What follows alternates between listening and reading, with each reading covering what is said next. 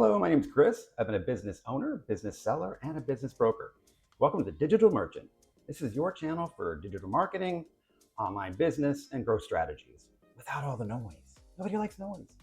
Today we're going to cover what's my Amazon FBA worth. I don't know, but we're going to try and find out how do we find that out. That's what we're going to learn here today. So look forward to giving you some information that might help you along your way. Let's get into it. So what is my Amazon FBA worth? We're going over the key things, which is SDE, seller's discretionary earnings, add backs, and then the 4 pillars of valuation and common seller mistakes, which there are quite a few of those.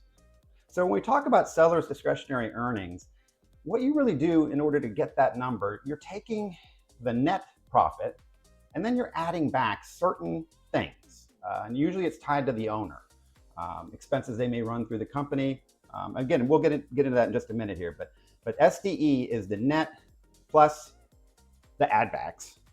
And then you get the multiple. The multiple, now that's market driven because ultimately there's a formula for each business, whether it's a flower shop or an online business. They all have their criteria that they usually fall within. It's a range. We'll cover that as well. And then for a business like an Amazon type business, you would have the inventory would be separate. So that's a different number that's added after the formula is created. So let's find out about that. So the add backs are generally going to be the W-2 for the owner, any draws that they may receive. One-time legal fees, consulting fees, personal expenses that are run through the business. Now you got to be careful with that because in my years, I've seen a lot of interesting add backs, as we call it.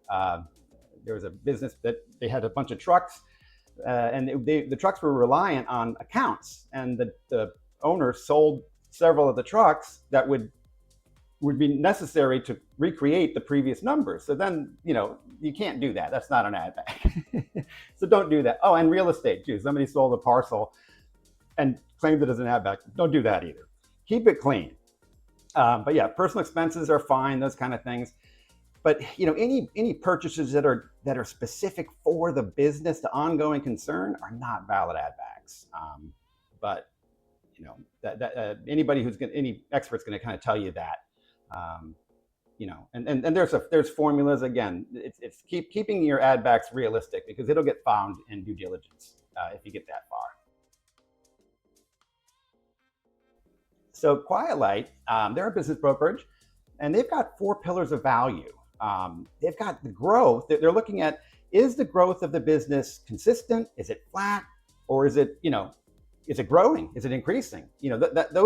Those weigh heavily on the value of a business. If you got declining numbers, nobody likes that, unless it's a fire sale, which nobody wants, to fire sell their business either.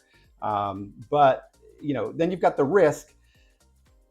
Certain risks are, customer concentration, dependency, those kind of things, and exposure, if you've got volatility. Also, seasonality is a big one too. So you got to be careful of that, depending on what you're selling. Transferability. Did the seller set it up to where, a new owner can step in and kind of run the day-to-day, or is it complex? Is it structured where, it's not going to be easy for the new owner to, really take the reins. And then documentation. You'll hear it time and time again.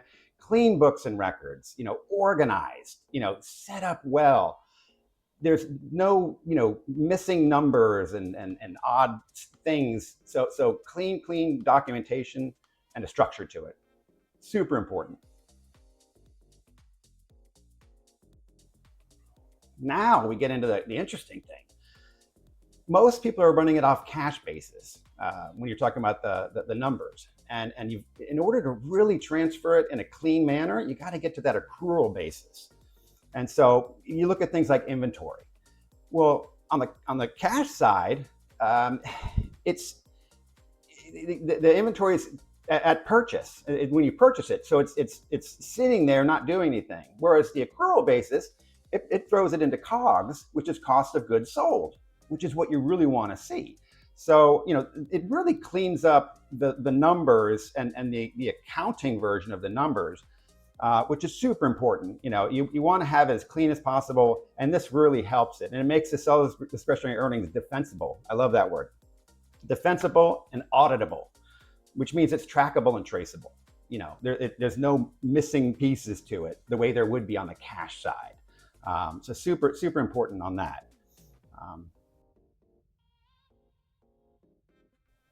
All right, valuation. Every industry has valuation, and it's a certain multiple that they fall within. And these are really for the Amazon FBAs. But if you're 250 and under, you're probably around the low end a 2-time multiplier, or up to 3.25. You're 250 to 1 million, you're at 2.5 to 4 million. I'm sorry, to 4 times. And then 1 million to 3 million, 3.25 to 4.5. Now this can change depending on if you've got some kind of magic formula to what your business is. I've seen where multiples can even go higher than that, depending on what it is. Or if it's one of those crazy, things that just has, so much potential for it. Sometimes, private equity and those kind of things will pay even higher multiples. But this is the average. This is just something to focus on and sit there and say, okay, well, once you find out what your SDE is, you're going to hit that multiplier, and then you're going to kind of have a range of what your numbers look like for the purchase, for the acquisition. All right, valuation pitfalls. Overvaluing dead inventory. Super bad to do. Don't do that. Slow moving, obsolete stock, it's going to get thrown out. The buyer's not going to want it, and you're just sitting there with something that you can't move either. So, try and clean that up for sure.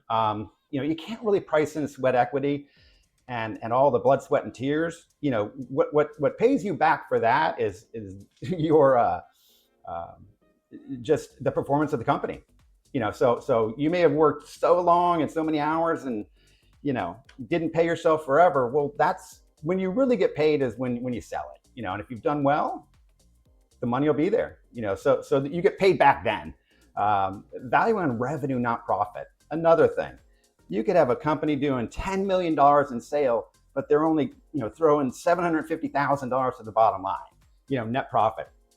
Or you could have one that's doing 4 or 5 million and it's throwing a full million. I mean, that's so much more profitable. That 10 million, yeah, you're moving a lot of inventory and a lot of busy work, but yeah, I'd take the 5 one, throwing $1 million out, definitely, for sure. So it's not about the 5 million or the 10 million. It's what do you get into the bottom line?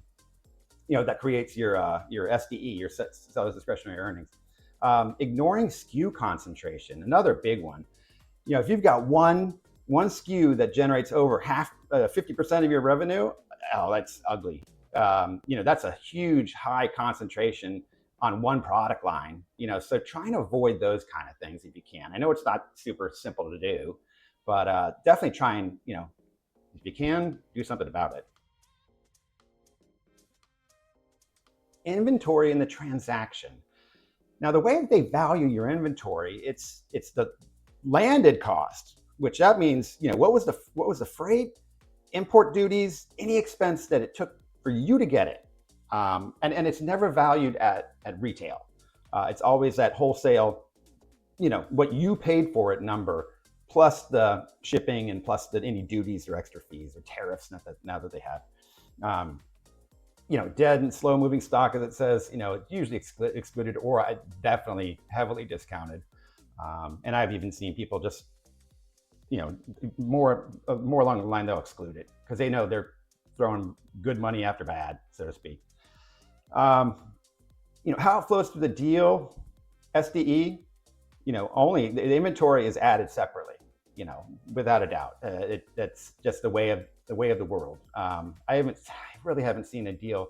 I've seen a deal where they'll include it in it, but they boost the price. But either way, that seller, and I would want to too, wants the money for that inventory because it's, if it's good inventory, it's good money. It's going to make you money. It's going to make you profit. So, a typical thing would be if your business is valued at like 1.2 million, that's SDE and the multiple, and you got 180 in inventory, well, you're at 1,380,000, so that's kind of the rough numbers.